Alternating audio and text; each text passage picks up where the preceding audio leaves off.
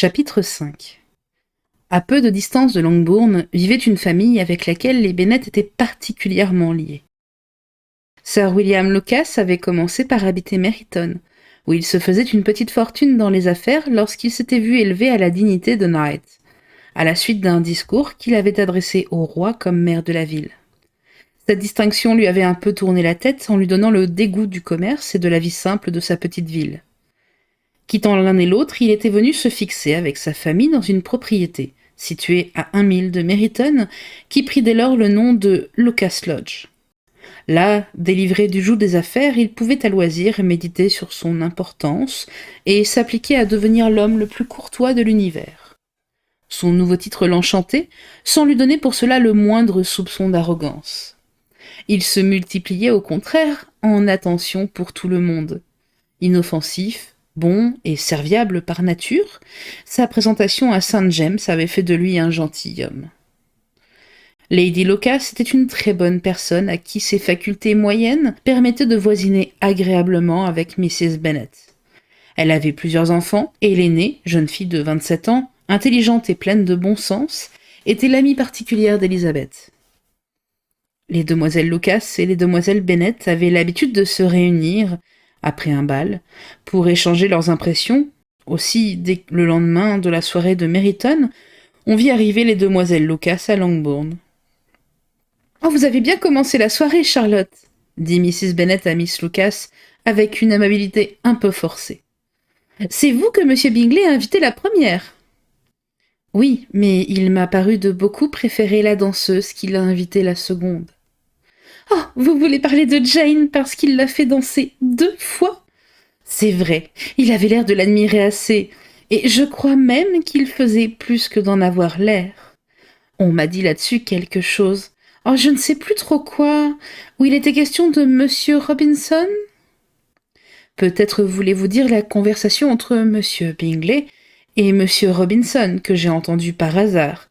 Ne vous l'ai-je pas répété ? Monsieur Robinson lui demandait ce qu'il pensait de nos réunions de Meryton. S'il ne trouvait pas qu'il y avait beaucoup de jolies jeunes personnes parmi les danseuses, et laquelle était à son gré la plus jolie. À cette question, Monsieur Bingley a répondu sans hésiter « Oh, l'aînée de demoiselle Bennet, cela ne fait pas de doute. »« Voyez-vous ? Eh bien, voilà qui est parlé net. Il semble en effet que... Cependant, il se peut que tout cela ne mène à rien. » J'ai entendu cette conversation bien à propos. Je n'en dirai pas autant pour celle que vous avez surprise, Elisa, dit Charlotte. Les réflexions de Monsieur Darcy sont moins gracieuses que celles de son amie. Pauvre Elisa. S'entendre qualifier tout juste de passable ? Oh, je vous en prie, ne poussez pas Lizzie à se formaliser de ce genre d'impertinence. Ce serait un grand malheur de plaire à un homme aussi désagréable. Mrs. Long me disait hier soir qu'il était resté 1 demi-heure à côté d'elle sans desserrer les lèvres. Ne faites-vous pas erreur, maman ? dit Jane. J'ai certainement vu M. Darcy lui parler. Oh oui, parce qu'à la fin, elle lui a demandé s'il se plaisait à Netherfield, et force lui a été de répondre. Mais il paraît qu'il avait l'air très mécontent qu'on prit la liberté de lui adresser la parole. Miss Bingley dit qu'il n'est jamais loquace avec les étrangers, et que dans l'intimité, c'est le plus aimable causeur. Je n'en crois pas un traître mot, mon enfant. S'il était si aimable, il aurait causé avec Mrs. Long. Non, je sais ce qu'il en est. Monsieur Darcy, tout le monde en convient, est bouffi d'orgueil. Il aurait su, je pense, que Mrs. Long n'a pas d'équipage et que c'est dans une voiture de louage qu'elle est venue au bal. Cela m'est égal qu'il ne m'ait pas causé, et qu'il n'ait pas causé avec Mrs. Long, mais j'aurais trouvé bien qu'il dansa avec Elisa, dit Charlotte. Une autre fois, Lizzie, dit la mère, à votre place, je refuserais de danser avec lui. Soyez tranquille, ma mère, je crois pouvoir vous promettre en toute sûreté que je ne danserai jamais avec lui. Cet orgueil, dit Miss Lucas, me choque moins chez lui parce que j'y trouve des excuses. On ne peut s'étonner qu'un jeune homme aussi bien physiquement et pourvu de toutes sortes d'avantages, tels que le rang et la fortune, ait de lui-même une haute opinion.